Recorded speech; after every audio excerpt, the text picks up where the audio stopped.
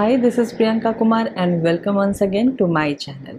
As I promised, I am back with all your questions with relevant answers. आज मैं आपको बताने वाली हूँ वो सारे सवालों के जवाब जो मैंने आपसे कहे थे कि आप पूछ सकते हैं सिग्नेचर से रिलेटेड। मेरा जो सिग्नेचर एनालिसिस का वीडियो है पार्ट 1 और पार्ट 2, उसको आप लोगों ने बहुत पसंद किया है और उसके 4 लाख से भी ज़्यादा व्यूज़ हुए हैं। उससे रिलेटेड आपके मन में बहुत सारे सवाल हैं, तो इसलिए मैंने सोचा कि क्यों ना मैं आपके कुछ सवालों को चूज़ करूं और उसके आंसर्स दूं सो दैट कि आपके सारे डाउट्स क्लियर हो जाएं।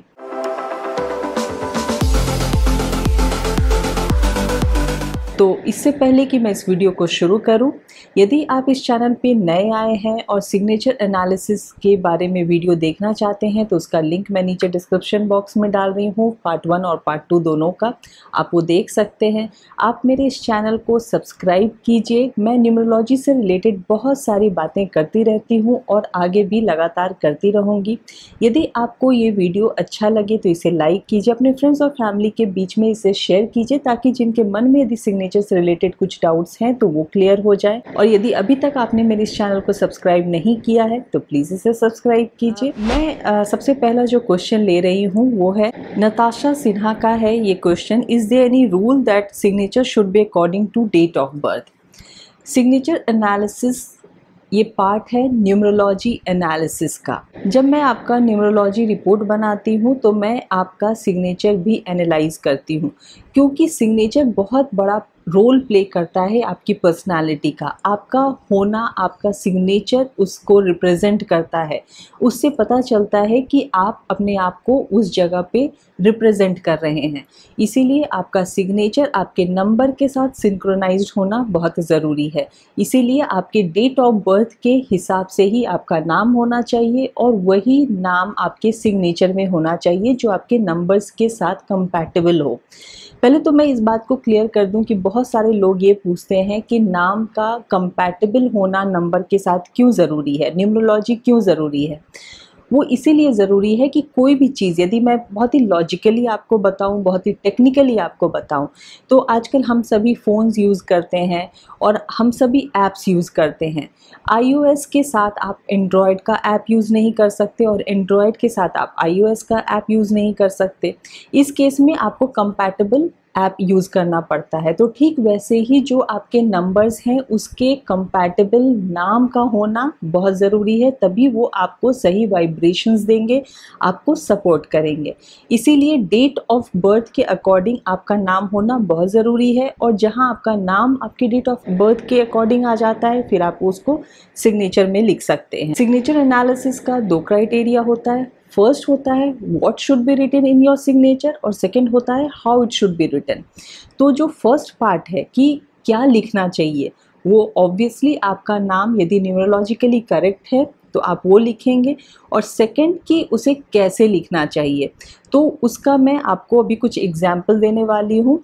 उसके लिए मैं सेकंड क्वेश्चन लेती हूँ। सेकंड क्वेश्चन है कि किसी ने पूछा है, मुझे उनका नाम पता नहीं चल रहा, कि यदि फर्स्ट नेम, मिडिल नेम और सर नेम तीनों है तो क्या ज़रूरी है तीनों नाम लिखना। जैसे कि मैंने आपको भी बताया कि नाम का कंपैटिबल होना बहुत ज़रूरी है। तो यदि आपका नाम बहुत बड़ा है तो जो भी आप जिस भी न्यूमरोलॉजिस्ट से आप कंसल्ट करते हैं वो आपको एक छोटा ऑप्शन भी देते हैं।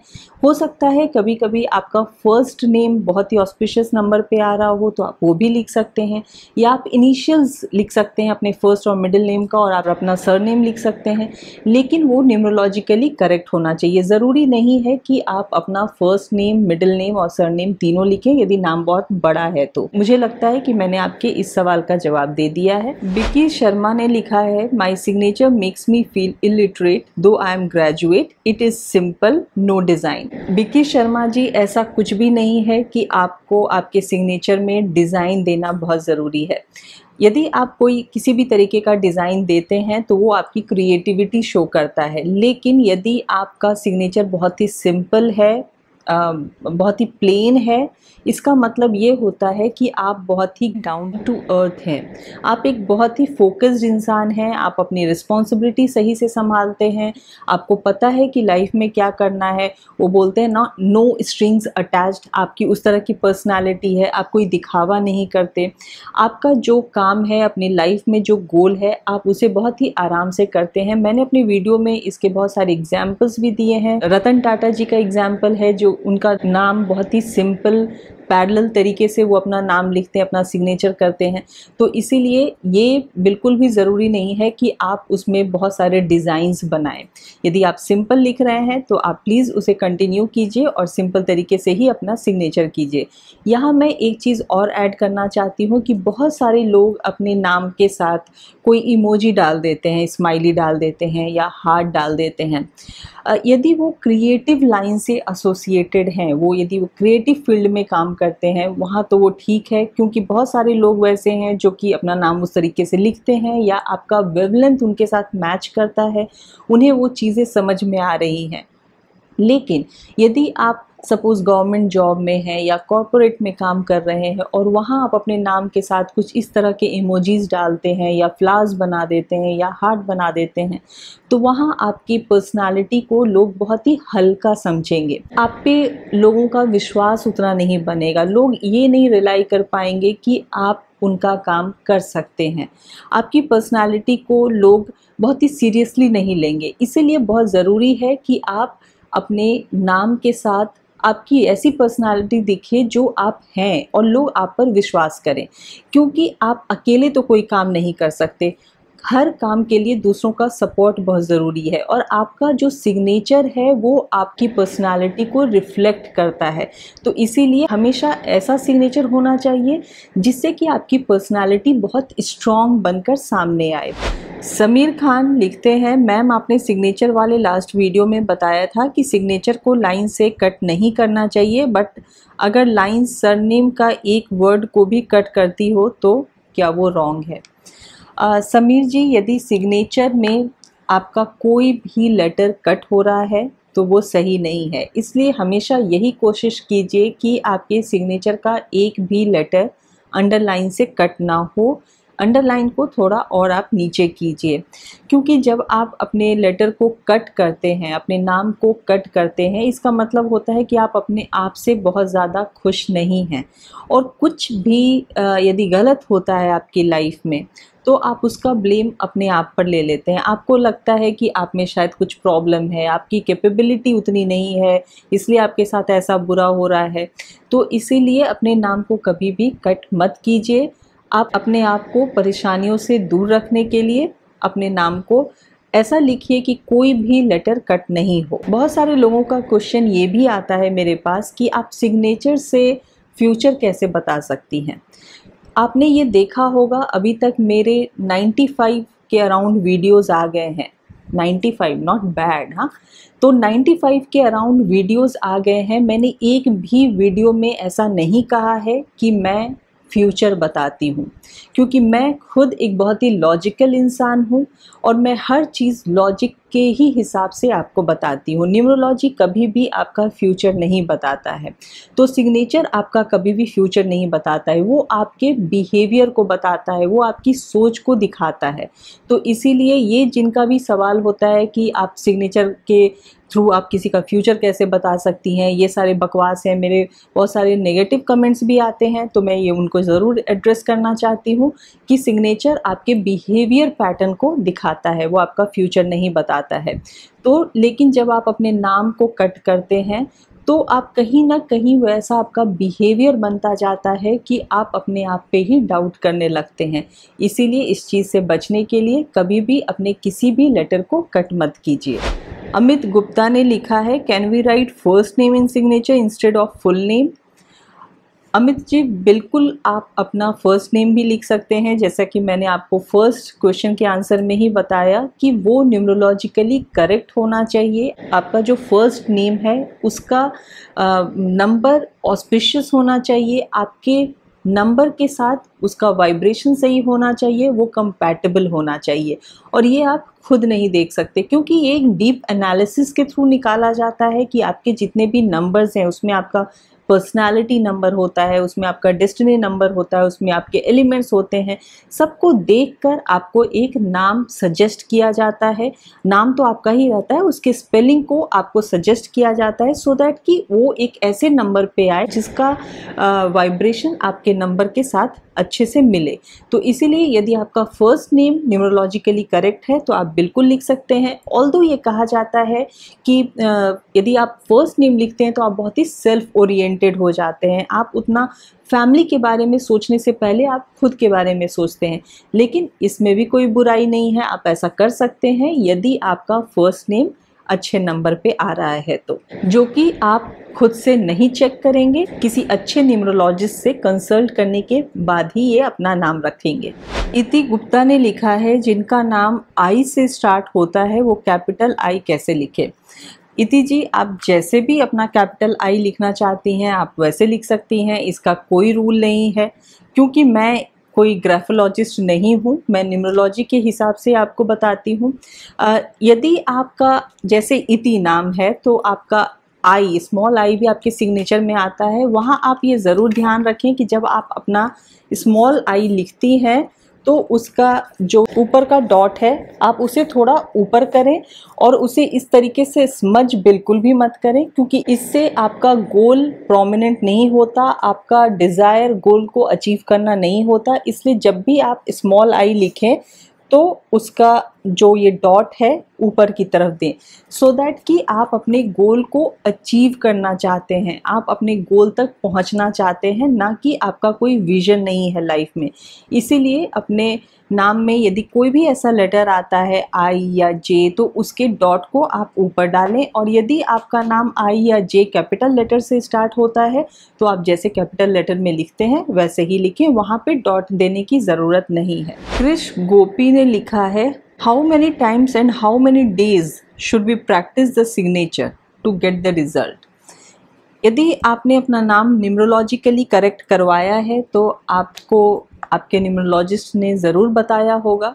यदि नहीं बताया है तो मैं आपको ज़रूर बता देती हूँ कि यदि आप अपना नाम को न्यूमरोलॉजिकली करेक्ट करवाते हैं और अपने सिग्नेचर को करेक्ट करते हैं तो जब तक कि आपका नाम और आपका सिग्नेचर ऑफिशियली चेंज नहीं हो जाता है आप उसे डेली 24 टाइम्स लिख सकते हैं।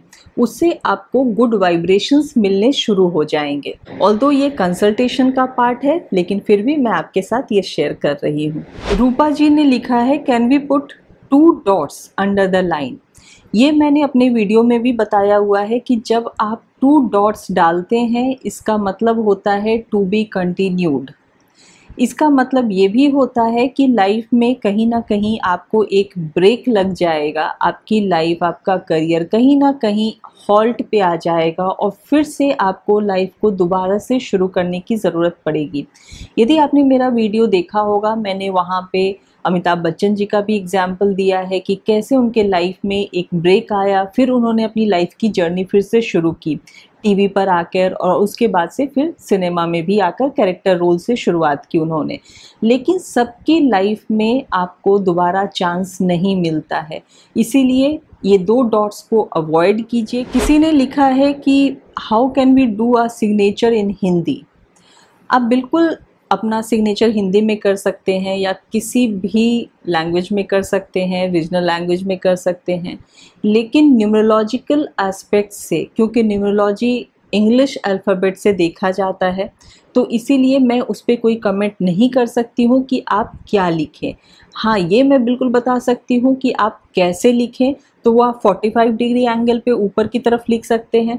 उससे ये होता है कि आप जब अपना नाम 45 डिग्री एंगल पे ऊपर की तरफ लेके जाते हैं, इसका मतलब होता है कि आपकी थिंकिंग पॉजिटिव है, आप ऊंचा सोच रहे हैं, आपका जो ग्रोथ है वो हमेशा अपवर्ड्स जाएगा। इसीलिए वो कैसे लिखना है उस पार्ट को मैं एड्रेस कर सकती हूँ कि आप उस तरीके से लिखें। अपने नाम को आप कभी भी कट मत करें, नीचे अंडरलाइन करें, क्योंकि जब हम अपने नाम के नीचे अंडरलाइन करते हैं वो शो करता है कि आपको एक सपोर्ट मिल रहा है, और वो सपोर्ट आपके फैमिली का सपोर्ट हो सकता है, आपके सुपीरियर्स का सपोर्ट हो सकता है, वो डिवाइन सपोर्ट हो सकता है, इसीलिए अंडरलाइन करें। लेकिन आप नाम में क्या लिख रहे हैं, इनफैक्ट बहुत सारे मेरे पास ऐसे मैसेजेस आते हैं व्हाट्सएप पे या मेल पे या यूट्यूब चैनल पे भी कमेंट्स बॉक्स में मुझे देखने को मिलता है, जब लोग कहते हैं कि मेरा ये नाम हिंदी में है, इसे हम कैसे सिग्नेचर में करें।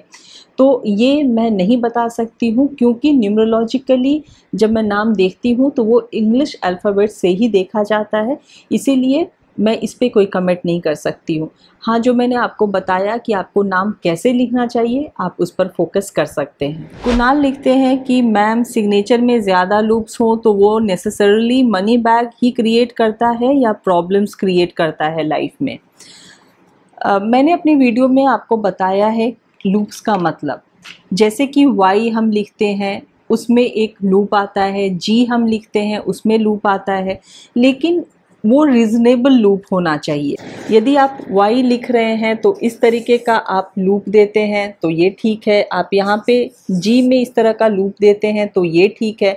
लेकिन जब आप वाई के लूप को ऐसा इन्फ्लेटेड लूप बना देते हैं या जी के लूप को इस तरीके से इन्फ्लेटेड बना देते हैं, वो आपका ग्रीडीनेस शो करता है। तो इसीलिए कभी भी बहुत बड़ा लूप मत बनाइए अपने लेटर में, या फिर ऐसा भी नहीं कीजिए कि बिल्कुल भी लूप नहीं है, क्योंकि वो आपके मनी बैग को शो करता है। बहुत सारे लोगों का ये भी क्वेश्चन होता है कि मेरे नाम में तो वाई नहीं आता, मेरे सिग्नेचर में वाई नहीं आता, जी नहीं आता, तो क्या मेरे पास पैसे नहीं रहेंगे? ऐसा बिल्कुल भी नहीं है। आपके सिग्नेचर में नहीं आता होगा, लेकिन जब भी आप कुछ भी लिखते होंगे कहीं ना कहीं तो आप वाई या जी ऐसे लेटर्स लिखते ही होंगे। वहाँ कोशिश कीजिए कि आप मनी बैग का जो लूप है वो आप सही तरीके से बनाएं। ज़रूरी नहीं है कि सिग्नेचर में नहीं है तो भी आप उसे इनकॉर्पोरेट करें।